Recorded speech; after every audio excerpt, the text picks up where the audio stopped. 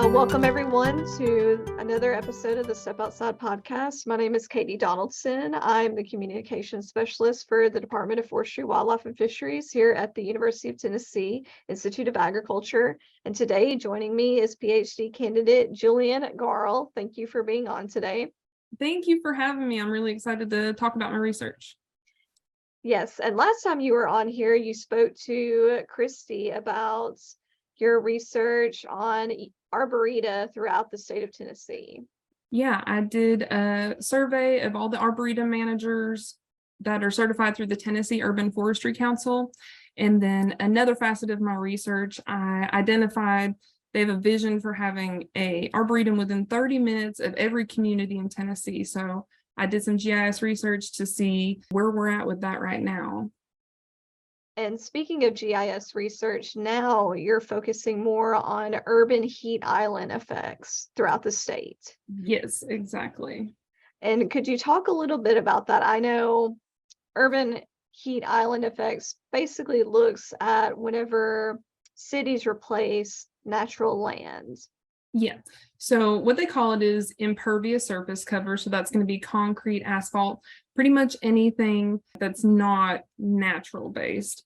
And whenever you get all the surfaces covered in roads and buildings, you don't have trees there anymore to block that radiation, to take the sunlight and turn it into transpiration where it's letting off water and the evaporation that comes from when roots are in the ground, and the soil is actually able to hold on to that water better and release it into the atmosphere. So there's, it's a multifaceted thing of what's going on. But what I have found is that there are urban heat islands in Tennessee, and I think that we should work to address those. And how exactly do you think would be the best way to address those right now or in the future?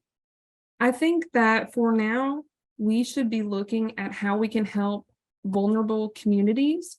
So that's people with a lower socioeconomic status. They don't have as high of an income. They might not have air conditioners. So right now, the heat, it's an equal opportunity thing. Everybody can get really, really hot. And if you're in the city, there aren't really, places where if there's a high rise and there's a lot of high income people living in it, they are experiencing the urban heat island effects as well.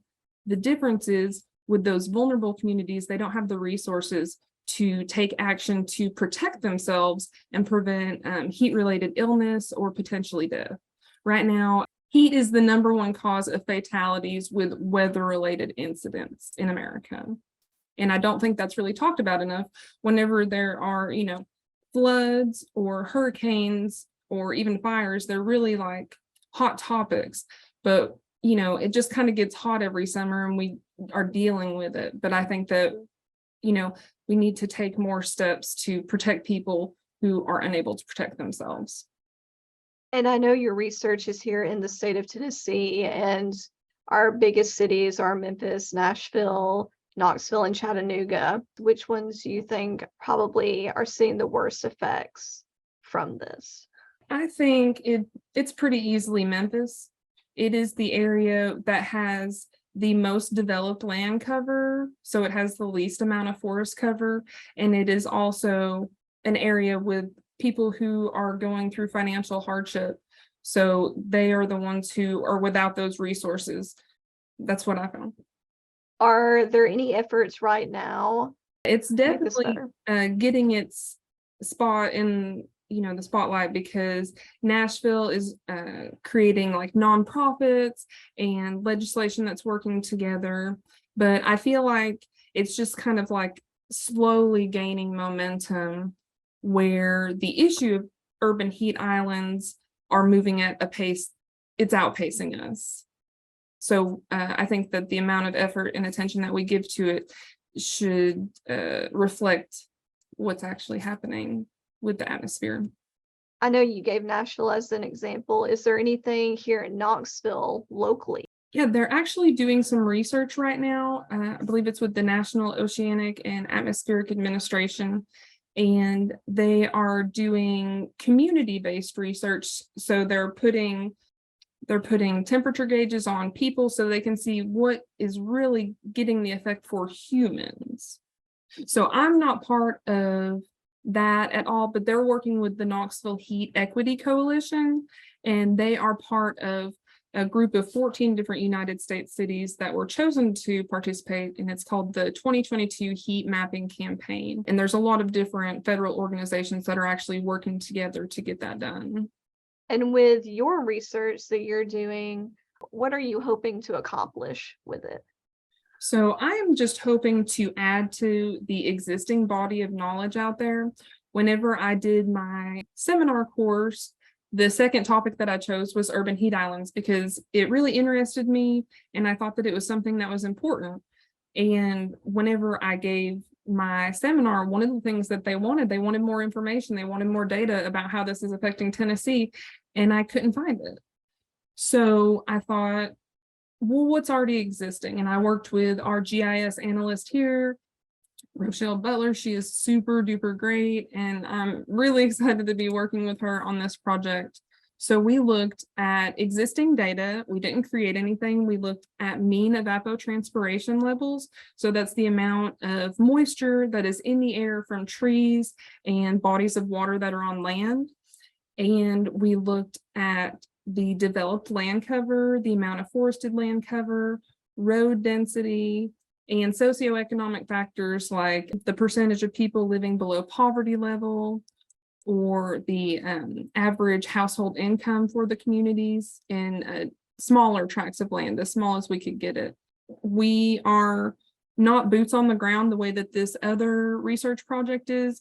We're just taking existing data and seeing if we can draw connections between all these different variables and see, what makes sense, who are the people who need the most help, and kind of start getting a direction for a solution. Is there anything that people can do to help you? Plant a tree. I feel like that's the best thing that you can do is find the right tree for the right place. Make sure that you're not planting something near a building too close or near power lines or something that's buried underground. So pick the right tree for the area that you're in and the place that you're going to put it, and love and nurture it and thank it for all of the ecosystem services that it provides to the environment and our communities. And also just take care of yourself and be aware of your surroundings and when we're going to have like extreme heat wave events, because those are increasing. We're seeing that more and more. So it's not just people who are living in these vulnerable areas, it's people who are working outside, construction workers, people who are recreating outdoors. Pretty much if you're outside and you're in the elements, you are at risk of some sort of heat-related illness if you don't properly take steps to make sure you're hydrated, make sure you're standing in the shade whenever possible, or you just go in and get in the air conditioner. Just be aware of your body and don't push yourself. And like you said, anyone who's outdoors working would need to take those precautions, but people who live in these urban heat islands really need to pay attention to that. Yeah, there is definitely a difference in what I found. The evapotranspiration levels are lower in these urban areas. And on the other hand, we're looking at higher temperatures within the urban heat islands, which I did not look at temperature in my research. I feel like that's a good next step, but it's outside the scope of the research that I've done. So yeah, within those hot areas, you're just baking in those impervious surfaces pretty much, and it can kind of stagnate. That air gets stuck there, and there's not as much airflow. Is there anything that you think is not currently being done in the state of Tennessee that could eventually help? Personally, I believe that the identification of how much tree canopy cover is out there is important, and we are blessed in the state of Tennessee to have a lot of forest in comparison to other states. But we also have a lot of people who are migrating to Tennessee for different reasons. People were trying to get away from those big cities and come to a more rural area, and we're centrally located where a lot of people come visit for the national park or for Dollywood, or, Nashville, people are coming to Tennessee for other things and they say, man, it's great here. Let's just stay. Let's move here, which is great. But we also need to be aware whenever people are clearing land for businesses and homes and even municipal buildings, we need to make sure that we have legislation set up to where land cover is being responsibly changed. And we know that we have tree canopy cover limits, say, let's try not to get below 30% or 40%. And the closer that we can get to those goals, maybe the better the odds of the urban heat island effects getting mitigated and there being less of a difference between the people in the city and the people outside of the city. Is there anything else you would like to add?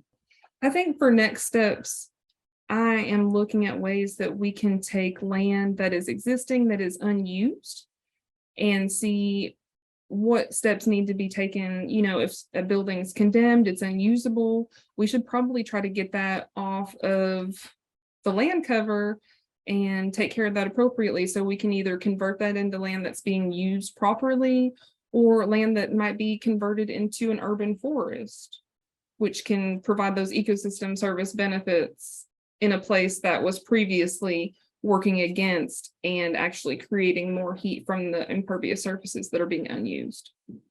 Thank you so much, Jillian, for joining me on this month's episode of the Step Outside podcast. I appreciate it. Yeah, thank you for having me. I'm really excited to be sharing this information, and hopefully it can spark interest in somebody else who wants to do some work on this.